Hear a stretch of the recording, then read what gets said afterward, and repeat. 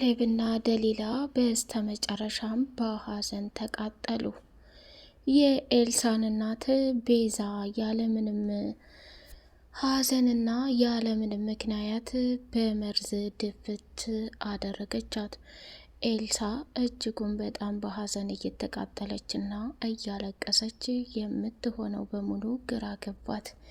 ካሌብም ደግሞ የቤዛን ተንኮልና ሴራ በትክክል ለሆነ ነገር እንደምታስብና እንደምታቀድ እያወቀ ይቅር በማለቱ በጸጸት እየተቃጠለና እየተንገበገበ ይገኛል። ካሌብና ደሊላ ቆይታቸውን ወደ ውጭ አድርገው ከመጡ በኋላ በደስታ እያጣጣሙ ሳለ መጨረሻው ከሚባለው በላይ ሐዘንና ስቃይን እያስተናገዱ ይገኛሉ። ደሊላ እጅግ በጣም በሚያሳዝንና በሚገርም ሁኔታ የቤዛ ይቅር ማለት ከሚባለው በላይ ተጸጸታና በራሷ ላይ ከባድና ሌላ ነገር ላለመፍጠር እንዳሰበች ተረድተዋል። ካሌብ ቤዛ እንደ ዛሬ ስታለቅስም ሆነ እንደ ዛሬ ስትሆን በፍጹም አይቻት አላቅም። ከምልህና ከምነግር በላይ ከባድና አደገኛ ነገሮችን እጅግ በጣም በሚገርምና በሚደንቅ ሁኔታ ለተፈጠረውና ለሆነው ነገር በሙሉ ዋጋና መስዋዕትነት የተከፈለለትን ህይወት እንደዚህ ታደርጋለች ብዬ በጭራሽም አላስብም ነበር። ቆይ እሷ ልሽ ስንት ጉር ፈተና እያሳለፍን አንድ ቀንም ይቅር እንበላት አላልንም። ግን እሷ በተደጋጋሚ ያረገችው ነገር ከባድና አደገኛ እንደሆነ አውቃለሁ። ካሌብ እባክህ እኛ ይቅር ያላልናት ማን ይቅር ሊላት ይችላል? ቤዛ በእርግጥ አንድ ጥፋት ብቻ አይደለም ያጠፋችው፣ ብዙ ጥፋትና ብዙ ነገሮችን አድርጋለች። አሁን ላይ ግን ማድረግ ያለብን አንዱና የመጨረሻው ነገር ከይቅርታ ውጭ ምንም ልንል አንችልም። እባክህ ካሌብ እኔ ቤዛ እንደዚህ ስትሆን አይቻት አላቅም። ደሊላ እባክሽ ተረጅኝ፣ አንዴ አዲስ ለመሆን አትሞክሪ። ቤዛ እስካሁን ድረስ ያላደረገችንና በህይወታችን ስቃይና ፈተና ያላደረሰችብን ምንም ነገር የለም። ግን ከምታስቢውና ከምትዩ በላይ እኛ እየደረሰባት ያለውን ነገር በሙሉ ተረድተናት ይሄው ከዚህ ከቤት እንኳ እንዳልወጣ እርዳኝ፣ የትም መሄጃ የለኝም፣ ለሰራሁት ነገር ተጸጽቻለሁ ብላ እኔም ጋር ስታለቅስ ነበር። ደሊላዬ ቆም ብለሽ ልታስቢ ይገባሻል። ቤዛ በአንዴ እኔና አንቺ ይቅርታለች። በዛ ላይ ደግሞ ይሄን የመሰለ እራት ሰርታ ቤተሰቡን በሙሉ ይቅርታ ጠይቀች። ፈጽሞ ሊዋጥልኝ አይችልም። ምክንያቱም ቤዛ የተንኮለኛ ተንኮል አለቃ ናት። ይሄን ነገር ካልሰራች በፍጹም ደስታን አይሰማትም። ስለዚህ ቤዛ ልክ ነች፣ ተጸጽታለች ለማለት በጣም እቸገራለሁኝ ብሎ አላት። ማየት ነው አንድ የሆኑ መችስ ሰው ይሄን ያክል በክፋትና በተንኮል ሲሰራ አሁን ላይ ሰልችቷት ሊሆን ይችላል፣ ተጸጽታ ሊሆን ይችላል። ይቅር ማለት አለብን ብላ አለች። ካሌብም የደሊላን ትዕዛዝ ተቀበልና አንቺ ካልሽኝ ምንም ችግር የለው፣ ግን ቤዛ ሁላችንን ማታላ የሆነ ነገር ለማድረግ ስለፈለገች ነው ብሎ አለ። ሰላም ሰላም፣ ውድ የተከበራችሁ የተወደዳችሁ የቻናል ቤተሰቦች፣ እጅግ በጣም ተወዳጁና በጉጉት ስንጠብቅ የነበረው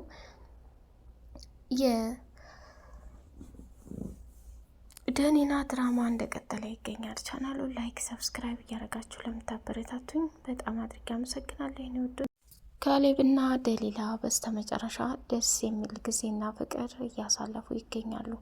በመጨረሻ ግን ባልጠበቀችውና ባላሰበችው መልኩ የገጠማት ከባድና አደገኛ ፈተና ወደፊት አፍጦላቸዋል። ቤዛ ሁሉንም ቤተሰብ እያስመሰለች ይቅርታ ጠየቀች። ኤልሳ ግን በፍጹም የቤዛ ሁኔታ አንዱም ነገርም አላማራትም። ይባስ ብላ እማዬ ቆይ እናንተ ስትጃጃሉላት እሷ እየተጃጃለችባችሁ እንደሆነ እንዴት አይገባችሁም? ምንም ቢሆን እኔ ጠንቅቄ አውቃታለሁኝ። በፍጹም ቤዛ አይደለም የይቅርታ ልብ ሊኖራት ቀርቶ እኔ ቅድም በሚገርም ሁኔታ ካሌብና ደሊላ ከቤት ሲወጡ ያላት የክፋት አመለካከትና የሰይጣናዊ ስራ በፍጹም የሚያቆም አይደለም። እኔ እኮ ነግሬሻለሁኝ፣ እጅግ በጣም አስመሳይና ከባድ ሴት ናት። ፊቷ ላይ የሚታይበት ክፋትና ፊቷ ላይ የሚታይበት መጥፎ ነገር ለመጉዳት የታሰበ ይመስላል ብላለች። የኔ ልጅ ኤልሳዬ፣ አንቺ በጣም ተጠራጣሪና እንዲሁም ደግሞ ሰዎችን በቶሎ እንደማታምኒ አውቃለሁ። እኛ እስካሁን ድረስ የኖርነው ብቻችንን ነው። ብዙ ስቃይም አሳልፈናል። አሁን ላይ ከምትዩና ከምታስቢው በላይ በጣም ደስተኛ ሁኛለሁ። ካሌብ ለእኛ ብርሃናችን ነው። እሱ የወደደውን እኛ ልንወድ ይገባናል። ልጅቱ በእርግጥ በጣም ከባድ እንደሆነች ዛሬ እንደውም መኝታ ክፍሌ ገብታ ትንሿን ኮሜዲኖ እየፈተሸች ነበር። በእጇ የሆነ ነገር ይዛ ያሽውን ነገር አሳይኝ፣ ምንድን ነው ያሽው?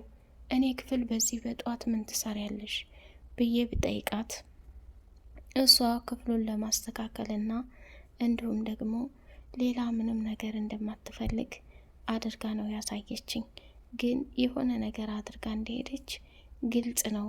ይሄንንም ደግሞ ሁሉ እረስታ ዛሬ ጥሩ እራት ሰርታ ቤተሰቡን በሙሉ ይቅርታ ጠይቃለች። ልጄ፣ ሁል ጊዜ አንቺ በክፋትና በተንኮል ነገሮችን ላለማሰብ ሞክሪ። እሺ እማዬ፣ እኔ አንቺን አሁን ማጨናነቅም አልፈልግም። የቻልኩትን በራሴ መንገድ እደርስበታለሁ። ያልቻልኩትን ደግሞ ካሌብ የፈለገውን ነገር ማድረግ ይችላል። ቤዛ በጣም አደገኛና ከባድ ሴት ናት ከምትዩ በላይ እማዬ። እውነት ለመናገር እንደሷ ሰይጣን ሰው አይቼ አላቅም። ግን ደኒላ እኮ እድለኛ ናት። የኔ ወንድም በጣም ነው የሚወዳት፣ በጣም ነው የሚያስብላት ብላ አለች። አዎ የኔ ልጅ፣ ለሱም ይገባዋል። ካሌብ በጣም ምስኪንና የዋህ ሰው ነው። አሁንም ከምታስቢውና ከምትዩ በላይ በእንደዚህ አይነት ህይወት እንዲቀጥል አንፈልግም። ከጎኑ ሁነን እያንዳንዱ የሚፈጠረውን ነገር ልናግዘው ይገባል ብላ ወይዘሮ ጽጌሬዳ ተናገረች። ቤዛ ሁሉንም ሰው ለማታለልና ሁሉንም ሰው ገደል ለማስገባት ስለፈለገች ምን ብታደርግ ጥሩ ነው? እራት ሰራች፣ ሻይ አፈላችና ቤተሰቡን ሰብሰብ አድርጋ እኔ እስካሁን ለሰራሁት ክፋትና ተንኮል ይቅር በሉኝ፣ በጣም ተጸጽቻለሁ። እናንተ ደግሞ ይቅር ያላላችሁኝ ማንም ይቅር አይለኝም ብላ ስትል ኤልሳ ተነሳችና ቤዛ፣ ለማያውቅሽ ተጨነቂ። እኔ እንኳ ከቅርብ ጊዜ ከመጣሁኝ ወዲህ ያለሽ አመለካከት እጅግ በጣም ሰይጣናዊ ስራ ነው። ስለዚህ አንቺ የሰራሽውን ምግብ አምኔ መብላቴም በጣም አዝኛለሁ። ሻውን ግን በፍጹም አልጠጣም፣ እኔ ለራሴ አፍልቼ እጠጣለሁ እያለች መናገር ጀመረች። ወይዘሮ ጽጌሬዳም ምን ሆነሻል? ታይ እንጂ እኔ ልጅ ተረጋጊ እንጂ ኤልሳዬ፣ ከመች ወዲህ ነው እንደዚህ ደረቅ የሆንሽው? በቃ እች ልጅ ሁላችንንም አክብራ በሰራችው ነገር በሙሉ ተጸጽታ ይቅር በሉኝ እያለች ነው። እኛ ይቅር ያላልናት ማን ይቅር ይላታል? ስለዚህ አንድ እድል እንስጣትና መጨረሻዋን ማየት አለብን ተባባሉ።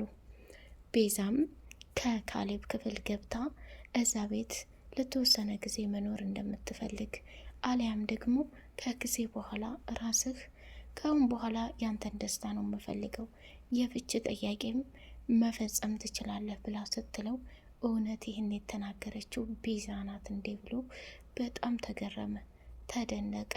ቤዛ ግን በከባድና በሚገርም ሁኔታ የካሌብን እናት ጽጌሬዳን ለመድፋትና ለመግደል ቆርጣ ስለተነሳች ነው። የቤዛን 100% ክፋትና ተንኮል እጅግ በጣም የተረዳውና ይህንን ነገር እሷ እያስመሰለች ነው ብላ የገመተችው ኤልሳ ብቻና ብቻ ናት። እናቷም ኤልሳን እየተቆጣች እንጂ ቤዛ ላይ ያለች ጥርጣሬ ልክ ነው ብላ አልተቀበለቻትም። ደሊላም ቢሆን ለካሌብ እንግዲህ ቤዛ የተቀየረች ይመስለኛል፣ ልናግዛት ይገባል። ዛሬ እኮ መኝታ ክፍል መታ ስታለቃቅስና ደምን ባየተፋች እውነታውን ለማወቅ መታ ነበር። ስለዚህ ካሌብ ወደድክም ጠላህም የተፈጠረው ነገር ይሄ ብቻና ብቻ ነው። ከአሁን በኋላ እንደፈለገች ስትሆን እኛም የቻልነውን ማድረግ አለብን። ስለዚህ የኛ ፍላጎትና ምርጫ ከአሁን በኋላ የቤዛን ይቅርታ መቀበል አለብን። እኔማ ደሊላዬ አንድ እድል ሰጥቻታለሁ። ይሄ ሁሉ ዙሪያ ጥምጥም ማስመሰልና ይሄ ሁሉ እያለቃቀሱ ይቅር በሉኝ ማለት የቤዛን ተንኮል ማናችሁም አልተረዳችሁም መሰል። የሆነ ሴራ እንዳሰበች ነው እየታየኝ ያለው። በፍጹም ልቤ ደስ አላለውም። ደግሞ ምን ታደርግብን ይሆን እያለ በጭንቀትና በሀሳብ ይገኛል ማለት ነው። ቤዛ በድጋሚ ደሊና ክፍል ገብታ አንቺ በጣም ጥሩ ሴትና መልካም ሴት ነሽ፣ ለካሌብ የምትገቢው ሴት ነሽ፣ እስካሁን ድረስ ምንም ባላደረግሽው ስሽና ሳሰቃይሽ ኖሬያለሁ፣ እባክሽ ይቅር በይኝ እያለች ነው በተደጋጋሚ ደሊላ እንግዲህ ክፍሏ ድረስ ገብታ ይቅርታ ስትጠይቃት፣ ደኒላ ደግሞ የቤዛ ሁኔታ ልክና ትክክል ናት ብላ አምና ተቀብላ ሁላቸውም ይቅር ብለዋት፣ እሷም ደግሞ ይቅርታውን አስመልክታ እራት ሰርታ እንዴት ሁሉም ባንዴ ይታለላል፣ ምን አይነት በጎች ናችሁ እያለች የምትፈልገውን ነገር በይፋ ሰራች። ጽጌሬዳ የምትወስደውን መድኃኒት ቀይራ ያንን ከወሰደች በኋላ ራሷን ስታ እንድትወድቅ ሆናለች።